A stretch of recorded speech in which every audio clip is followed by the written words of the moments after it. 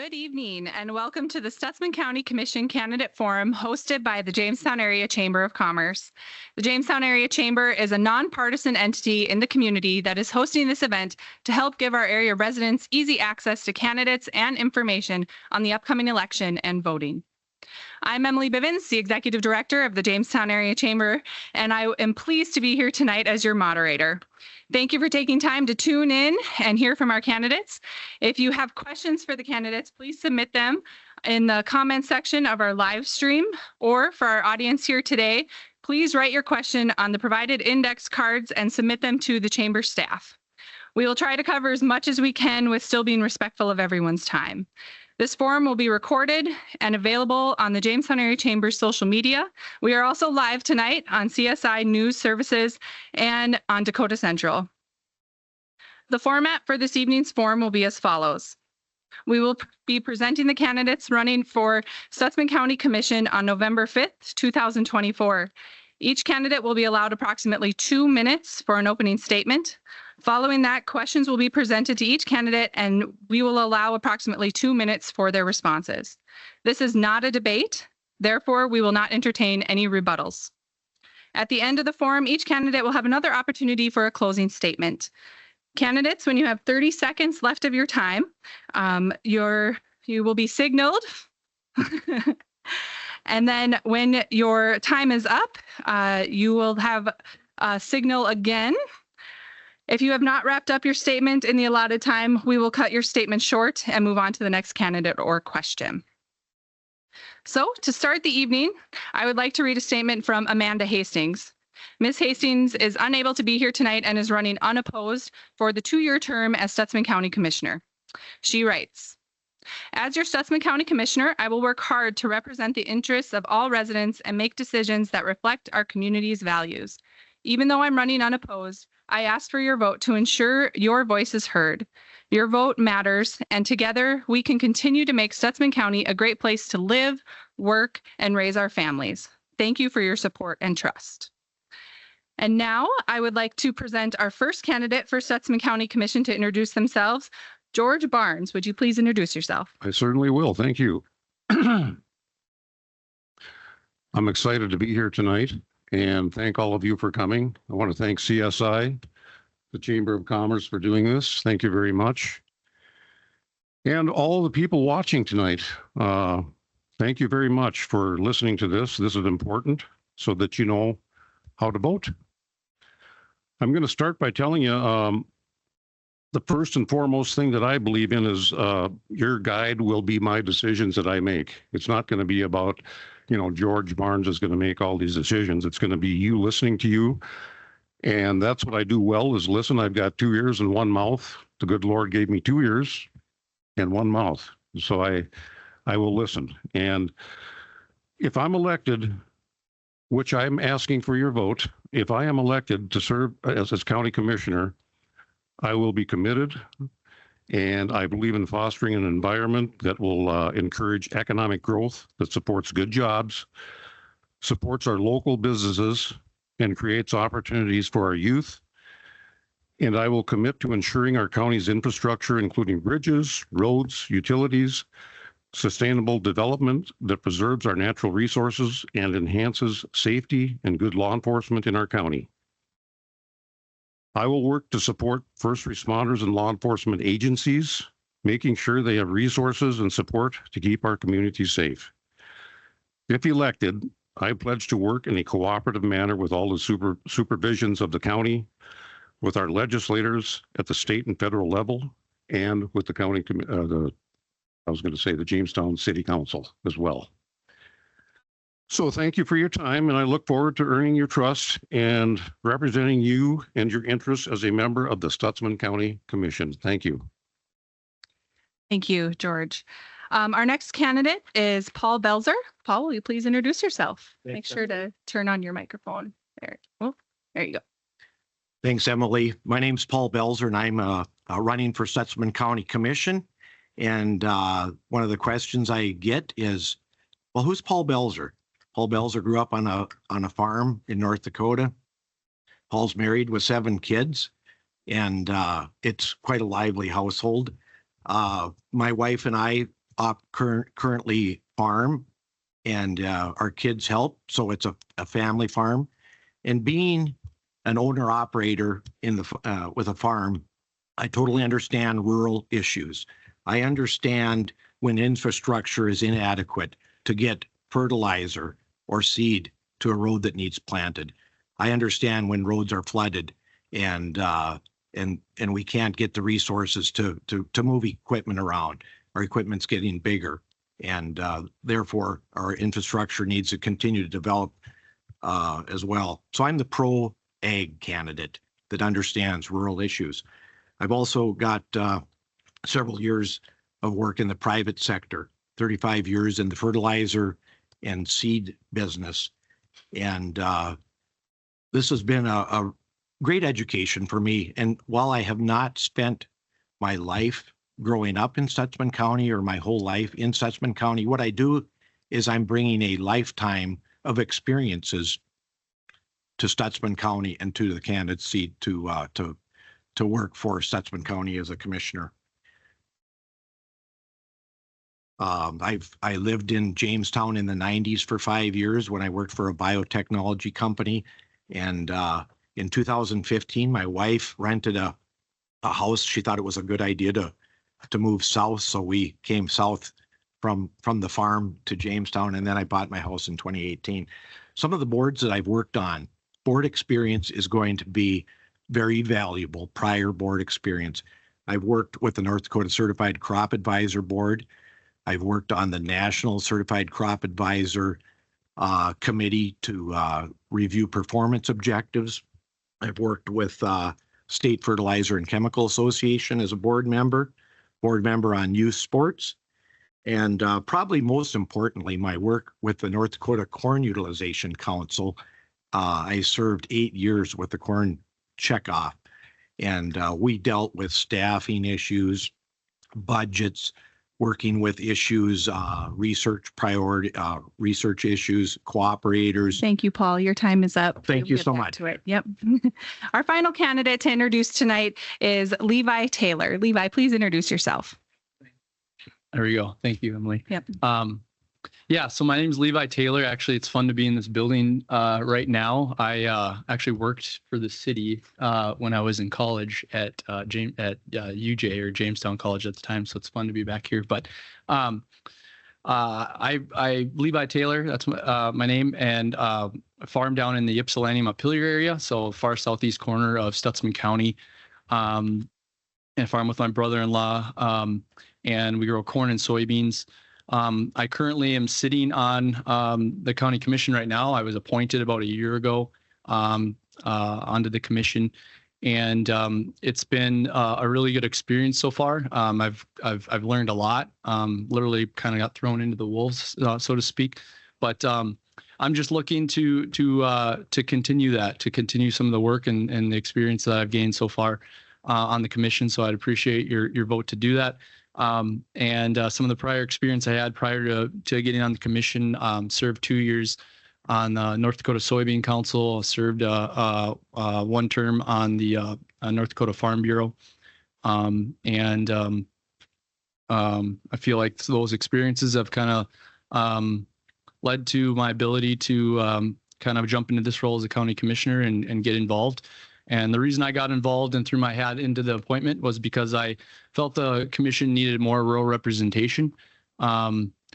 Since at that time there was not really much of that on there, and I'm excited to hopefully continue my role in the commission. Thank you, Levi, and thank you to all of you for those introductions. I will also make a note that Mike Hansen is also running for the county commission and is unable to be here tonight. Our first question of the evening. Are you guys ready? What do you see as the most pressing needs for infrastructure or capital projects in our county? And George, we will start with you for your answer. Thank you. We've done so well at developing jobs in Stutsman County, Jamestown, the surrounding area, that it's hard to move forward with projects such as Bison World because we don't have the people to work and we don't have housing. So economic development right now is kind of stymied by that fact. The ag community is doing well also, and that's great. I'm sure we're going to sell pickups and so forth and so on. So that's good. But we've done such a good job of getting folks to build here. We've got a lot of factories. We've got Cavendish. I've got a list here. It's amazing when you start looking at all the different, but like I say, we're going to have some people move here. We have 1,100 people coming into the county to work, but they're not paying taxes. And that's a problem. There's no housing. We've got to build apartments, maybe. We've got to do some condominiums. I'd move into a condominium myself if I had the chance, but there aren't any available. I have a house that I could sell to somebody, you know, but things like that. And that's about all I wanted to say about that was, you know, I just think we've done well, and to do better, we have to get workers, and we've got to build some homes in town. Sure. Thank you. Thank you, George. Yes. Oh, same question. And the question is, capital projects. What do you see are the most pressing needs for infrastructure or capital projects Yeah. in the county? In my own opening statement, I talked about equipment getting bigger and the need to get equipment and people and into the country and into the fields and get crops to the market. So I just kind of want to expand on that is going to take dollars to continue to improve those roads, to upgrade them. It's an issue, and it's impacting farmers and ranchers. Everybody kind of has appreciated the safe communities in the safe country, the county that we live in. That's a priority to continue to have Stutsman County a safe place for our live. Everybody needs to feel safe. And, right now, you might not think it's an issue, but as I travel across the country and look at the news, guess what? It's real close to Stutsman County. I've got a daughter that lives in Bismarck, and you know what? It really surprised me when she told me some of the things that go on in her neighborhood, and that she doesn't feel safe. So roads and safe communities, and then economic development. I'm got business experience, 35 years in the private sector. It's a role for government to assist, but really, if we provide the right environment, the private sector will move in and excel here. Thank you, Paul. Levi, same question. Yep, thank you. So much like Paul, there we go. I keep forgetting to turn my microphone There on. you go. Much like Paul, I would agree. I think, well, there's two things, but roads and water, I think, are going to go hand in hand with each other. There's some tough roads out in the countryside of Stutsman County, and they need to be addressed. And funding is always an issue. But that being said, I think you look at thinking outside the box to try and address some of these things. And a lot of that I feel comes from collaborating with either other agencies within the state of North Dakota or even other counties. And one example I'll give you is this Crystal Springs feasibility study that we're looking at trying to get pushed through. Is a great example of multiple organizations coming together to address an issue and try find a solution. And so I wish I had all the answers. I don't, but the county roads in rural Stutsman County are a serious issue, and hopefully we can do what we need to do to address those issues in the future. Thank you, Levi. Our next question is in regards to Measure 4. The measure is a proposal to eliminate property taxes by amending the North Dakota Constitution and asking the state to provide replacement funding to political subdivisions as was received by the 2024 property taxes. If Measure 4 passes, what are some things you would consider to help the county's budget should there be shortfalls in the future? And Levi, we'll start with you for this question. right as you take a sip of your drink. Of Okay. course. Yep. No, thank you. Okay. So measure 4. So I struggle with this question in large part because the truth of the matter is we don't know where this funding is going to come from. What I do know as of right now today, if Measure 4 were passed, the county has one option, and that would be if a motion were to be made on behalf of the commissioners, there could be a vote to the people on adopting some sort of county sales tax. I'm not a big fan of that, but the fact of the matter is, if Measure 4 passes, we are going to be stuck with our 2025 budget funding levels from here on out for forever, unless something changes or there's another constitutional measure that reverses it. And so I don't see a solution within the measure that addresses growth within our county or inflation. It's quite frankly kind of scary to figure out how we're supposed to figure that out, and whether that's the state legislature coming to the table to figure that out, or us as a county trying to come up with different ways that we can fund a gap. That's really the only way I know how to answer that question at this point. So, Thank you, Levi. George, same question. Could you repeat the question? Yes. In regards to Measure 4, the measure is a proposal to eliminate property taxes by amending the North Dakota Constitution and asking the state to provide replacement funds to political subdivisions as was received by the 2024 property taxes.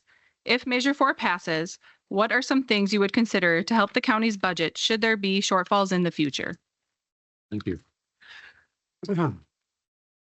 Well, I'm on the same page as Levi, but maybe a little bit even more like a big fat no.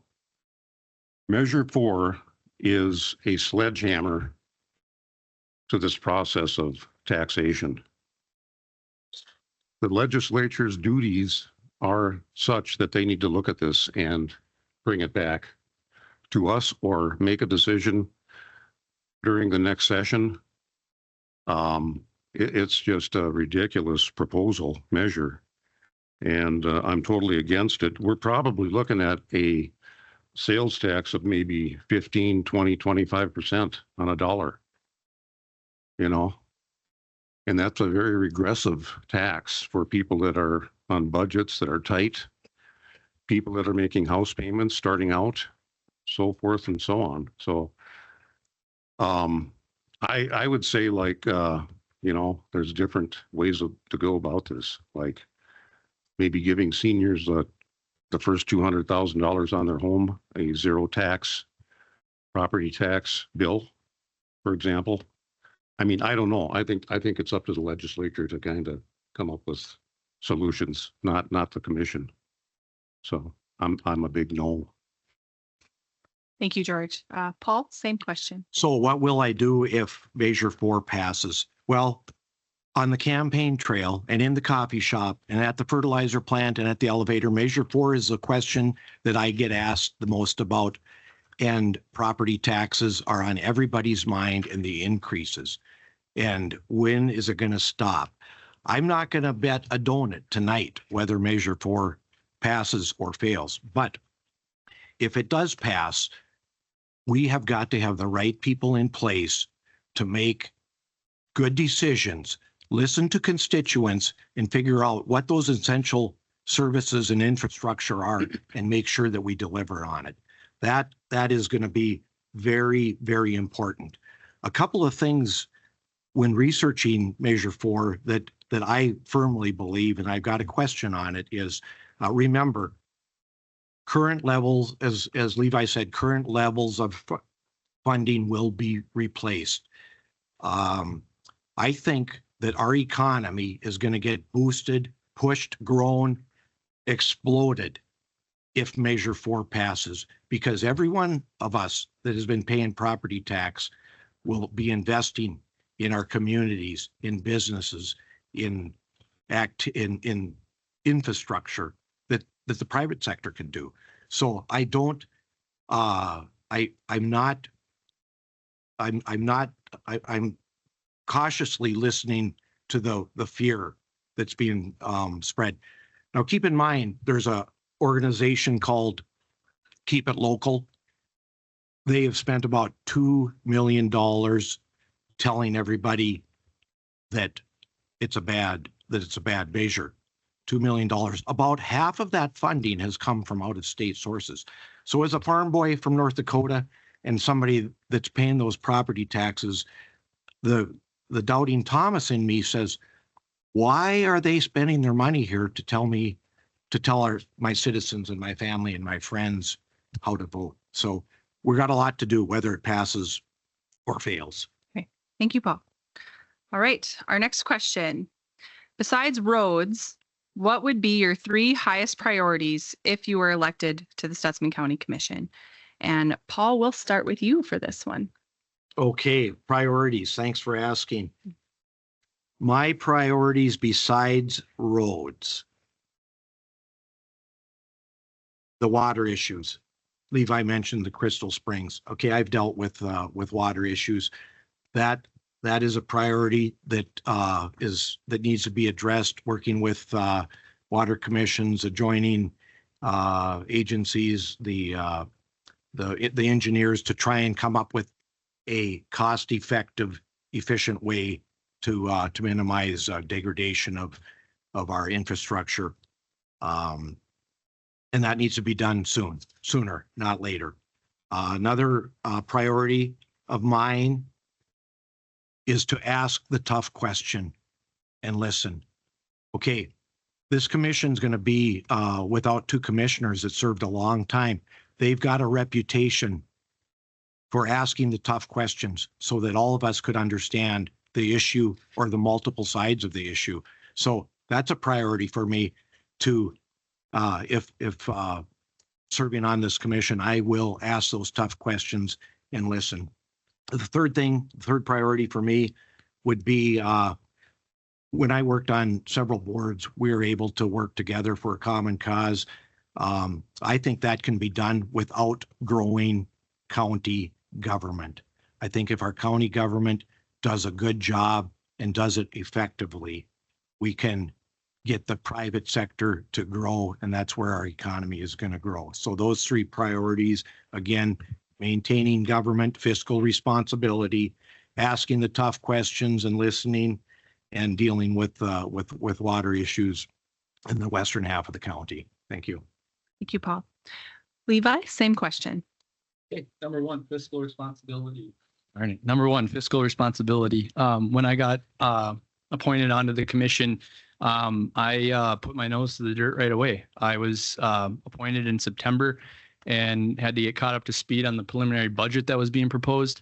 And there were some line items in there when comparing our budgets to actuals that I saw that I just had genuine, I had questions on.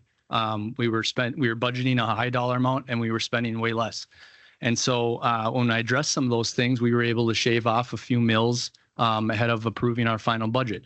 So I think just looking at the budget with a fresh set of eyes every year, asking ourselves, is this dollar amount really needed to do what we need to do as a commission? Number 2, our Stutsman County Park and Rec Department. We've acquired a large amount of land now at the Jamestown Reservoir. That is going to make about 85% of our park portfolio. We have a very unique opportunity to take advantage of that. And I think there's some really interesting things that we're looking at that hopefully can come to fruition that can enhance that area out there and make it a spot that people want to come and visit and want to spend time out doing activities that are hiking or kayaking or whatever it may be. Developing a master plan on how we can do that. Okay, so I'm a believer in being proactive rather than reactive. So if we have a master plan put together, we can funnel any ideas through that master plan instead of always like chasing the next idea that comes along. Okay, so the third item that's important to me would be the economic development, and this goes hand in hand with kind of developing that master plan and doing something out there at the reservoir. But when you talk to employers in the Stutsman County area, a lot of them say one of the big things for their potential employees is they want things to do. Okay, so we gotta figure out a way to provide things for those potential employees to do here in Stutsman County. Thank you, Levi. George? I same like question. your answers, but they're not the same for me, but they're close. Number one is water out west. And we do have an agreement with Houston Engineering already that's in place. So we're looking at that as a feasibility study. The water could go up to 30 to 40 feet more. BNSF is going to have to raise their tracks again, I believe, here shortly, if I'm not talking out of school here, Levi. And they are raising the road by Cleveland already too, again. And I think that's like the second or third time. I'm not sure. But you know, this getting on the county commission is going to be a learning curve. So I'm kind of, you know, speaking from what I've studied and talking to some of the commissioners myself. Number two, that was number one of my priorities that needs to be worked on is the flooding out west at Crystal Springs Lake. Number two, economic development is stymied by the lack of affordable housing in Stutsman County, which I've already talked about, along with the shortage of available workforce.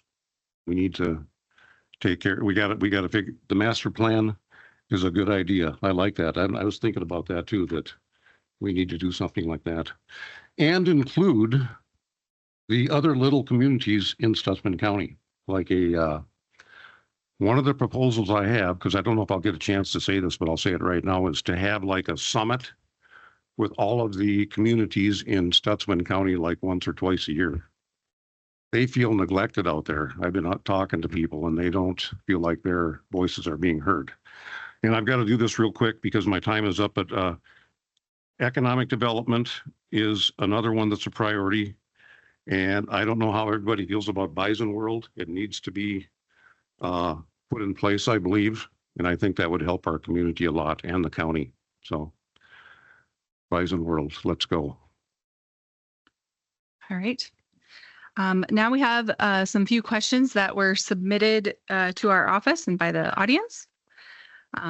As we see the needs for utilities continue to grow, particularly in electricity and natural gas, how would you, the county, continue to assure that those utilities remain robust and available for the whole county? And George, we will start with you. Well, thank you. I know. To keeping the utility companies robust.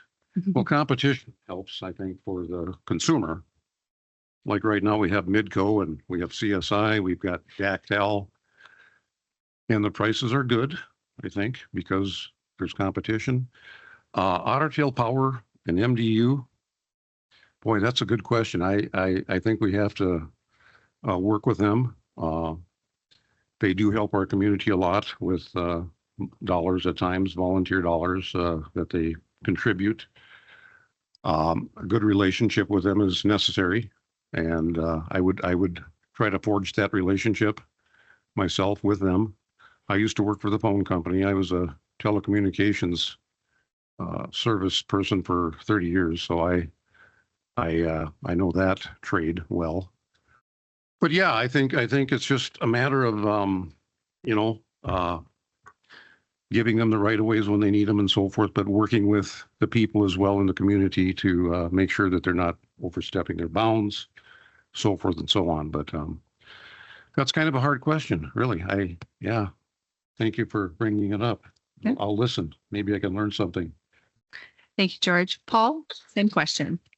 Thanks for the question. At the risk of being flippant, maybe it's more for the Public Service Commission, but since they're not here, I'll take a stab at it. Okay. Utilities and the demand for utilities as it's grow. As we grow our economy, we're going to need utilities. If somebody's got a Bitcoin farm or a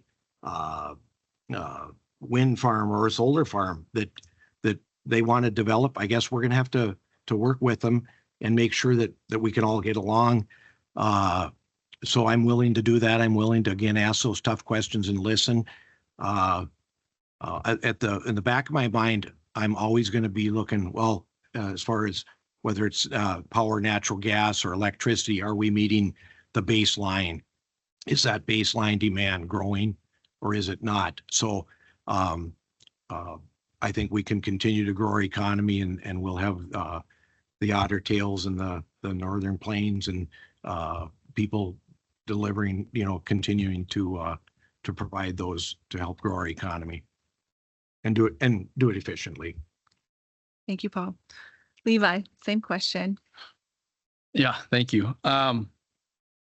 So yeah, it's an interesting question. So the fact of the matter is, we rely on all these utilities to run things, to power stuff going on out at the Spiritwood Energy Park. So, and there's no doubt in my mind that the expansion for utilities is only going to grow as time goes on. So I think it's important we consider all those things, and we need to also realize without these utilities, economic development can be stymied by if there's not enough power supply in order to move forward with new projects. That all being said, I will make it very clear that I am very much pro property rights, private property rights. So I think there needs to be a conversation within that realm where we consider how we can continue to expand on those utility type projects, but also respect private property rights and just consider those, make sure those folks have a voice at the table when it comes to any new projects. Great, thank you. Next question. If elected, what are some of your strategies to ensure that the voices of all your constituents, you guys talked about this quite a bit, including those in rural and underserved areas, are heard and considered in county decisions? And Levi, we will start with you for this question.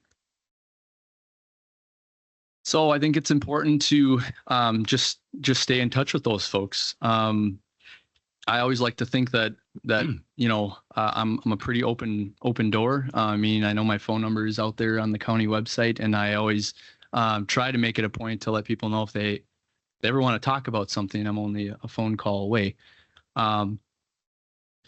Along with that, I think it's important that that folks also come to the table when it comes time to talk about these things.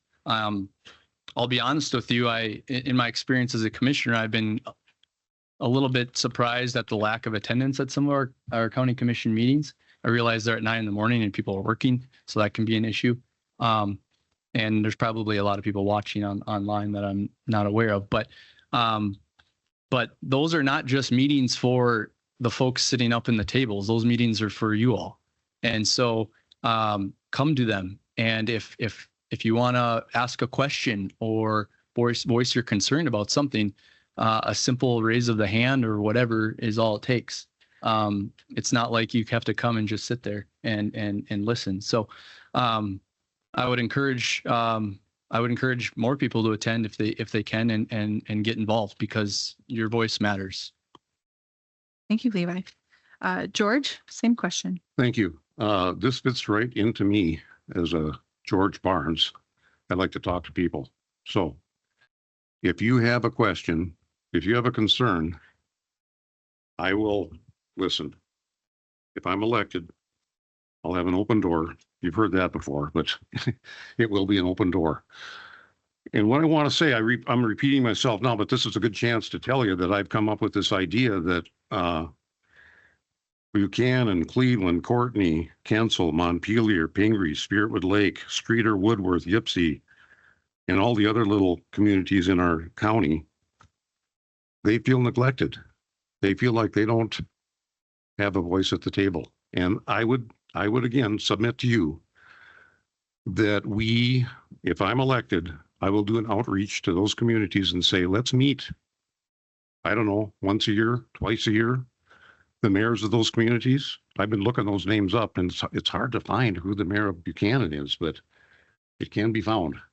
But I would do that. I would do that. And they need to come to the courthouse, to Jamestown, and meet with us. That's what I propose. So I think that would work well. Thank you. Thank you, George. Paul, same question. Keep the line of communication open. On my campaign literature, I've got my telephone number and my email, and I've got some calls and some emails, and followed up with people's concern with email. I'm not a TikTok guy.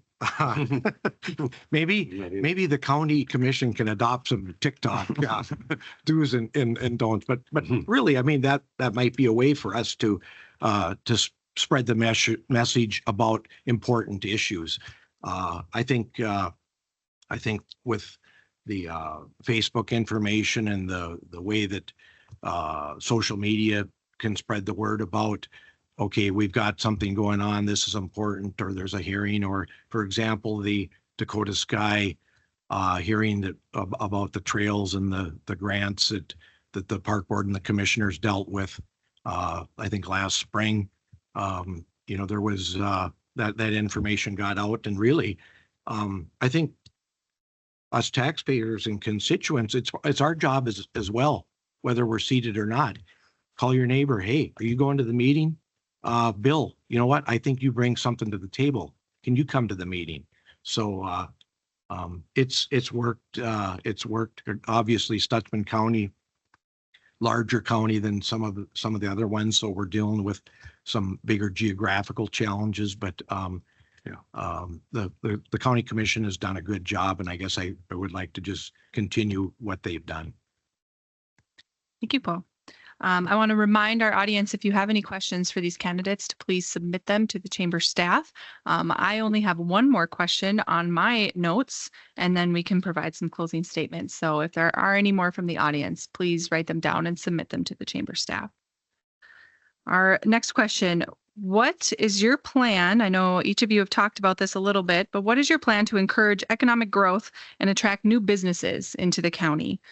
And Paul, we will start with you for this question. Sure. So I referenced in my opening statement 35 years of private sector, being involved in those new technology companies, biotechnology company, fertilizer, those companies I worked for, looked at different sites for expanding. We always looked at transportation, logistics advantages. So the county has done the relief for tax for real estate taxes, like they allowed central sales. I think that's a sound way to get investment and development into our county. Job training would be a way to again stimulate the economy for economic development. Those are the mains. If we can do a interest buy down at some sort, hey, guess what? Interest is growing on the expense side. And George, in your comment, I don't know if I can say this, but the farmers aren't doing quite as well as we have been with $3.25 corn. No, the harvest. I was talking about the harvest. Okay. Oh yeah, they're making great progress. Yeah. That's what I mean. Some of that interest buy ground. If we look at that to help them get through their initial years of their growth period, that would be something that I would be supportive of. Thank you, Paul. Levi, same question. So being involved on the commission so far, I've also sat, or I am sitting on the GSDC board and working very close with Corey Shevlin. I think we're doing great things within that program. If it's not broke, don't fix it. So we don't need to reinvent the wheel here. But some of the things that we're doing are providing some interest buy down stuff, kind of like what Paul talked about, to attract new businesses within Jamestown. They've done some tremendous things with developing some infrastructure, land kind of out by the airport there to attract new businesses. I think those types of things are important. And honestly, I haven't had a chance to visit with Corey about this, but I mean, if we can do something similar to what they're doing out there with getting the roads put in and those sorts of things, developing the infrastructure, I don't see why we couldn't do something like that for housing. We need to, housing is an issue and we need to address that. Because if we're going to be, bringing new business into the Stutsman County, we also have to provide places for those folks to live if they're going to be working here. So I think there's definitely there's a lot of good things going on within JSDC, and I've been excited on what we've worked on so far, and I think just continuing to put our nose to the dirt and work hard with them will bring new development to Stutsman County. Thank you, Levi. George, same question. Yeah, I kind of answered it in the previous questions, but again, it's repeating myself. I agree with everything that you guys pretty much said. The JSDC has done a wonderful job, and we've got Green Bison soy processing. We've got Cavendish. We've helped out Duratec in the past, Collins Aerospace, Green River Energy. Something that's really a boon for the city is Newman Signs. They do wonderful work in town here, and the JRMC. We have the hospital. It's Ann Carlson too that somewhat gets overlooked sometimes, but we do need to do some housing infrastructure work and figure that out. Interest buy downs, and I'm with the JSCC on that as well. But they've been doing wonderful work and probably doing it too well in some respects. So, but yeah, I think we just got to keep moving forward and figure out how we're gonna get people to come to town, to Jamestown. And I was in Medina, and I did not know this, but they have their own little development corporation there too that they've started. So that's kind of encouraging.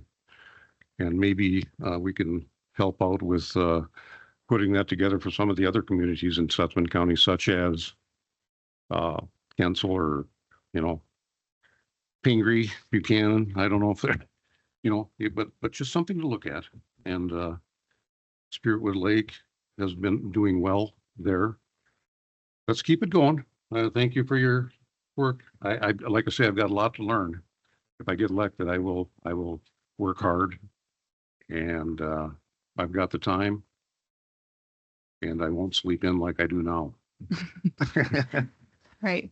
Thank you, George. It's actually a good lead into our next question that came from the audience.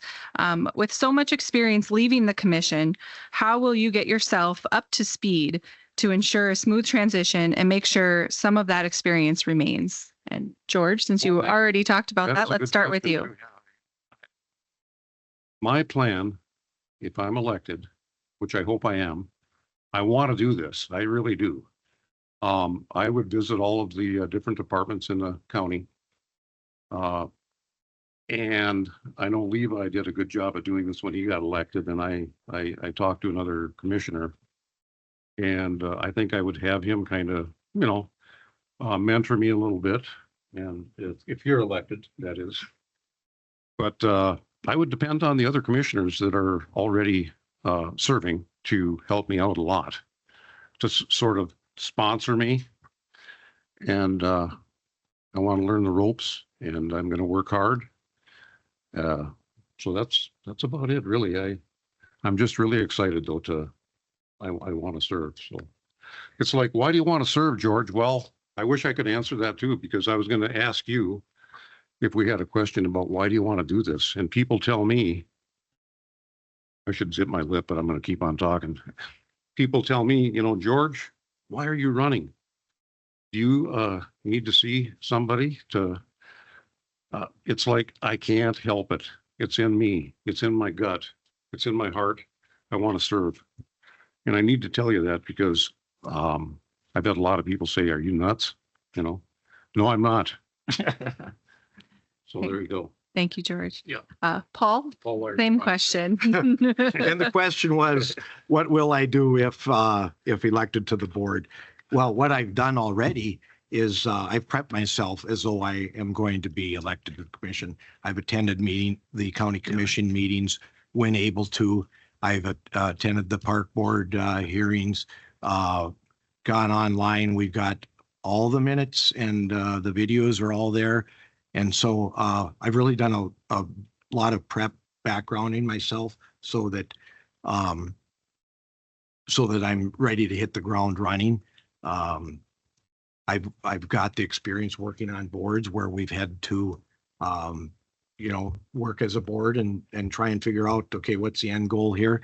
I do want to say that with the experience that is leaving this board, that is a big void.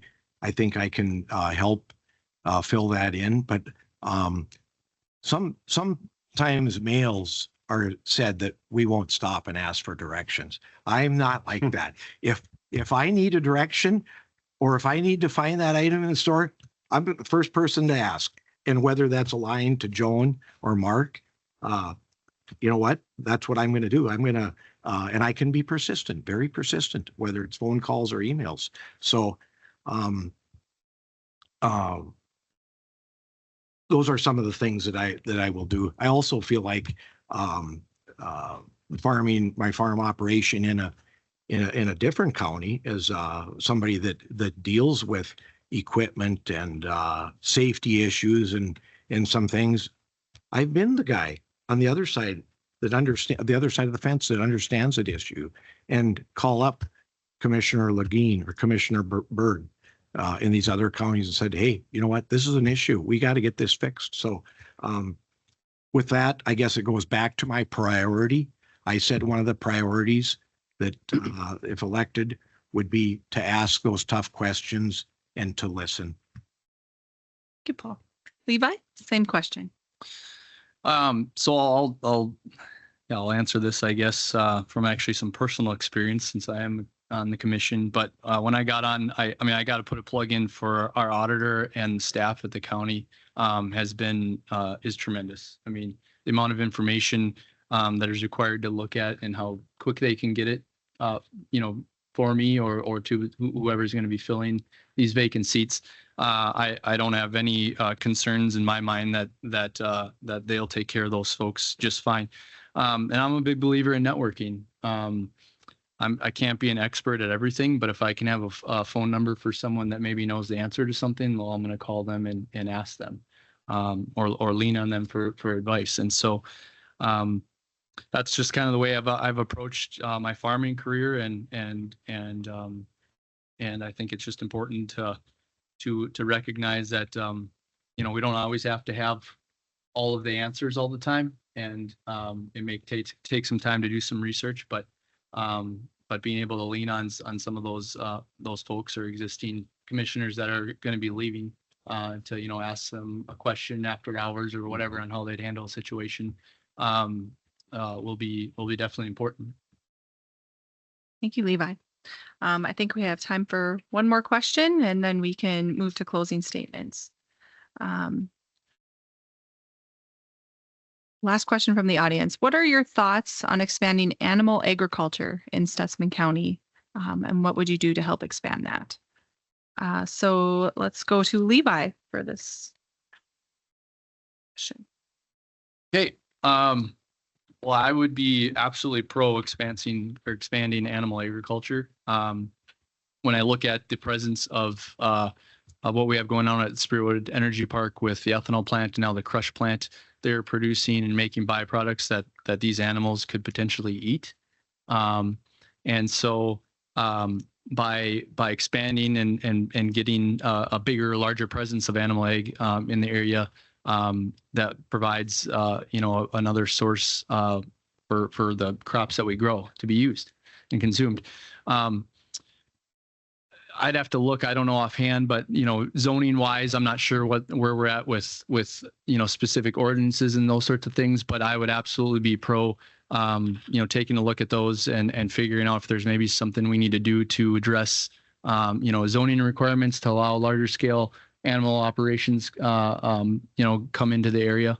But at the end of the day, I think it'd be a great thing, and I think it'd be something that we've been long missing in North Dakota. When you look at our neighbors in South Dakota and in Minnesota, the presence of animal egg is much larger.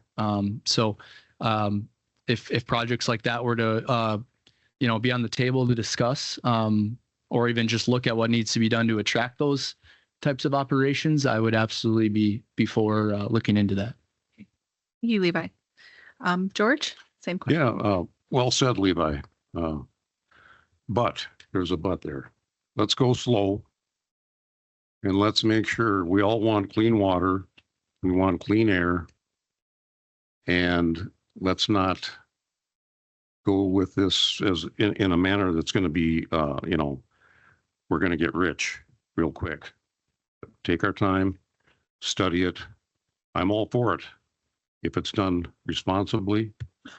And it would be a boon to the county. And like you say, South Dakota, Minnesota, it's there, it's working. So I think we need to do it.